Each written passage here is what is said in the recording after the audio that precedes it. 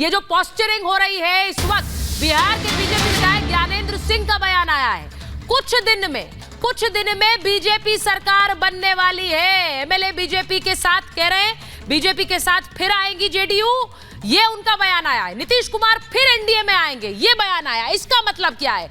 आपके विधायक ये बयान दे रहे हैं कि फिर से बीजेपी की सरकार बनने वाली है। इसका मतलब समीर जी क्या है? मैं एक बार मैं जरा हाँ बोलिए, उसके बाद मैं मनोज जी के पास जाऊं। हाँ। नीतीश कुमार का नेचुरल सहयोगी जिसे कहते हैं ना कि भारतीय जनता पार्टी है। हाँ। जिस नीतीश कुमार ने लालू प्रसाद के जंगल राज के खिलाफ लगातार बिहार के अंदर लड़ाई लड़ी, भारतीय जनता पार्टी के सहयोग के साथ बिहार के मुख्यमंत्री पहली बार बने, 15 साल के जंगल राज लालू के जिसने नीतीश कुमार ने भारतीय जनता पार्टी के साथ वहां खत्म किया, सुशासन दिया भारतीय जनता पार्टी के साथ, जो नीतीश कुमार परिवारवाद की राजनीति के खिलाफ है, जो नीतीश कुमार भ्रष्टाचार के खिलाफ है, वो नीतीश कुमार लालू के साथ कैसे लंबे समय तक रह सकते? 2015 में पीके जरूर नीतीश कुमार को लालू के साथ लेके गए थे, लेकिन 2 साल के अंदर नीतीश कुमार का भ्रम टूटा और वापस भारतीय जनता पार्टी के साथ आ गए थे। कल ही नीतीश कुमार ने कहा है कर्पूरी ठाकुर जब को भारत रत्न मिला कि कर्पूरी ठाकुर ने अपने परिवार को आगे नहीं बढ़ाया, और राजनीति में कुछ लोग अपने परिवार को आगे बढ़ाते हैं। यह सीधा संदेश नीतीश कुमार ने लालू यादव के ऊपर कटाक्ष किया था। मुझे लगता है नीतीश कुमार जैसा राजनीतिक जिसने ना परिवार को बढ़ाया ना भ्रष्टाचार किया, वह जानता है कि ऐसे भ्रष्ट और परिवारवादी पार्टी को साथ रह के वह 2024 के चुनाव में कैसे लालू प्रसाद के यादव के लिए वोट मांग लेंगे, कैसे तेजस्वी यादव के लिए वोट मांगेंगे, कैसे वो जनता से कहेंगे कि लालू प्रसाद के 15 साल का आप जंगल राज भूल जाओ और जंगल राज के युवराज को आप फिर से वोट दो। मुझे लगता है नीतीश कुमार इस बात को जानते हैं कि वह 2024 में वोट नहीं मांग पाएंगे, इसलिए उनकी मजबूरी है। उनके सांसद भी कह रहे हैं कि अगर 2019 में 40 में से 39 सीटें जो एनडीए को मिली थी उसमें नरेंद्र मोदी की भूमिका थी। मैं एक चीज पूछूंगी समीर जी, ये देखिए बयान देखिए कैसे आ रहा है। बीजेपी के एक विधायक कह रहे हैं थोड़े दिनों में बीजेपी और जेडीयू की फिर सरकार बनेगी। उधर नीतीश कुमार पर गिरिराज सिंह ने क्या कहा है, इसे भी सुन लीजिए। मनोज जी आप भी सुनिए, गुरुप्रकाश जी आप भी सुनिए। नीतीश कुमार पर गिरिराज सिंह का बयान आया है।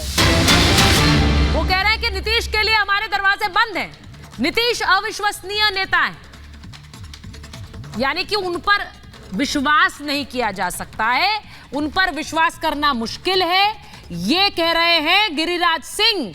अब जरा ये बताइए, नीतीश के लिए दरवाजे बंद हैं, ये बयान इस समय पर शायद थोड़ा घातक हो सकता है, हमें नहीं पता बिहार में क्या हो रहा है गुरु प्रकाश जी, लेकिन गिरिराज सिंह का ये बयान, विश्वास नहीं है, हमारे दरवाजे बंद हैं, कल को पता नहीं ऐसा हो कि वही दरवाजे खुल जाएंगे, नीतीश जी फिर दरवाजे से होकर एनडीए के साथ बैठ जाएंगे कुर्सी पर, ऐसा हो सकता है गुरु प्रकाश जी?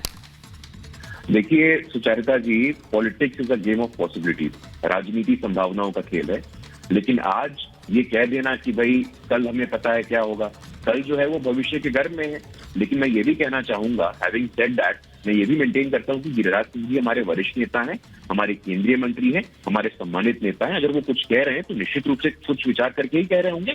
लेकिन ऑफिशियली कौन कहता है, हमारे यहाँ से अभ्यस्त कौन है? हमारे यहाँ ऑफिशियली वही होता है जो हमारे पार्टी के राष्ट्रीय अध्यक्ष कहते हैं, जो हमारे पार्टी के वरिष्ठ नेता केंद्रीय गृह मंत्री कहते हैं। तो अभी उनका कोई बयान नहीं आया है, तो अभी इसके संदर्भ में गिरिराज जी के बयान को स्वतंत्र रूप से हमें देखने की जरूरत है। जो वो कह रहे हैं कि उनकी व्यक्तिगत राय हो सकती है, व्यक्तिगत राय हो सकती है। देखिए गुरु प्रकाश जी ये कह रहे हैं कि व्यक्तिगत राय हो सकती है, किसका मतलब क्या है? क्योंकि हमने देखा कि जो रैली होनी है प्रधानमंत्री की वो भी टल गई, क्योंकि वो बिहार में हो और बिहार में बैठकर वहां की सरकार पर हमला न करें, ये कैसे होगा?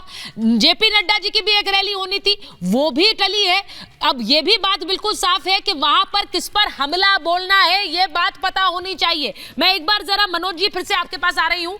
मनोज जी जरा बताइए, नीतीश कुमार से लालू यादव ने फोन पर बात की है, लेकिन नीतीश कुमार को लालू यादव की पार्टी भी झटका दे सकती है, ये आप जानते हैं, उनके पास नंबर है, वो भी विधायकों को अपनी ओर खींचकर वहां पर आरजेडी की सरकार बना सकते हैं, ये भी इस वक्त वहां पर विचार चल रहा होगा।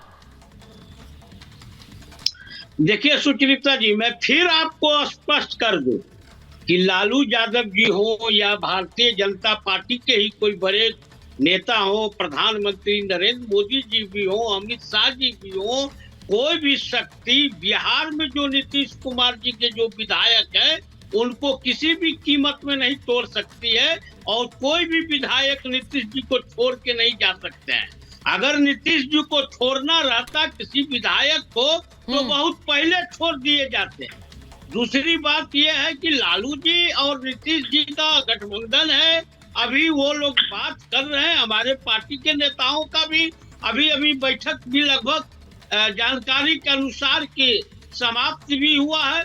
कुछ न कुछ ये निर्णय आएगा। समीर जी की भी बातों को मैं सुन रहा था। हाँ। देखिए, बिहार की कल्पना सुचित्रा जी अलग है। जब तक नीतीश जी हैं तो वो जिस दल के साथ हैं उनके लिए वो फायदे की चीज है, और नीतीश जी के बिना बिहार की राजनीति संभव ही नहीं है। अगर इस तरह की बात है, ये तो हम देख रहे हैं पिछले 30 सालों से, ये तो हम देख रहे हैं कि बिहार की राजनीति नीतीश जी के बिना संभव नहीं है। लेकिन नीतीश जी पाला बदलने में संभव है कि वो पाला बदल ले, ये क्योंकि इतिहास ही हमें दिखा रहा है मनोज जी, ये हम नहीं कह रहे, ये इतिहास ने हमें दिखाया है कि वो पाला बदल सकते हैं। इनकार नहीं कर सकता हूँ। देखिए सुचरिता जी, आपकी बात को मैं इनकार नहीं कर सकता हूँ। राजनीति में पाला बदलना सभी लोगों का काम है। अब देखिए, ये तो मनोज जी खुलकर कह रहे हैं वरुण जी के पाला बदल सकते हैं, हम इस पे कुछ नहीं कह सकते हैं। यानी कि वहां पर पूरी तैयारी, ये तक खबर आ रही है कि विधानसभा भंग की जा सकती है, ये तक चर्चाएं हो रही हैं।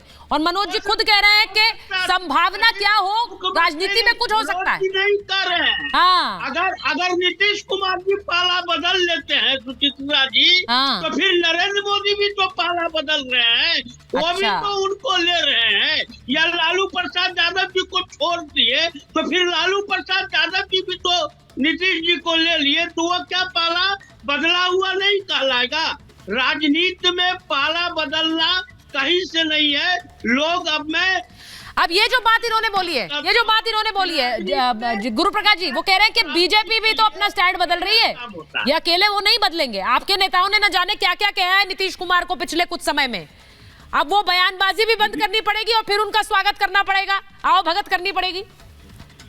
देखिए सुचारिता, आप चाहे जितना चाबी भरिए, आप चाहे जितना उकसाइए, जब तक कुछ ऑफिशियल नहीं होगा, जब तक कुछ घोषित नहीं होगा, हम कुछ नहीं बोलेंगे। हम अभी भी वेट करेंगे, जो अधिकृत लोग हैं वो बोले, उसके बाद हम कुछ टिप्पणी करेंगे। मुझे पता है गुरु प्रकाश जी, आप बहुत संयम से बोलने वाले नेता हैं, मैं जानती हूँ ये बात, मुझे पता है चाबी भरने से कुछ नहीं होने वाला आपके साथ, लेकिन कोशिश तो मुझे करनी पड़ेगी ना। सुचारिता, मैं जानता हूँ आप क्या चाहती है निकलवाना, आप हमसे नहीं निकलवा पाइएगा। आप भी भली बात इस बात से अवगत है कि जब तक कुछ अधिकृत नहीं हो जाता, जब तक कुछ घोषित नहीं हो जाता, अभी सब कुछ मैटर ऑफ स्पेकुलेशन है, अभी सब कुछ हवाबाजी है। अच्छा, ये इंटरेस्टिंग है कि उस बैठक में संजय झा भी थे, विजय चौधरी भी थे, जो बैठक हुई है, जेडीयू के नेता बैठक के बाद भी मीडिया से बात नहीं कर रहे थे। ये इंपॉर्टेंट है। सोचिए, बैठक खत्म हो गई है, नीतीश कुमार के आवास पर जो बैठक हुई थी वो खत्म हो गई है। विजय चौधरी उस बैठक में मौजूद थे, वो बाहर निकले हैं, लेकिन मीडिया से कोई बात नहीं कही है।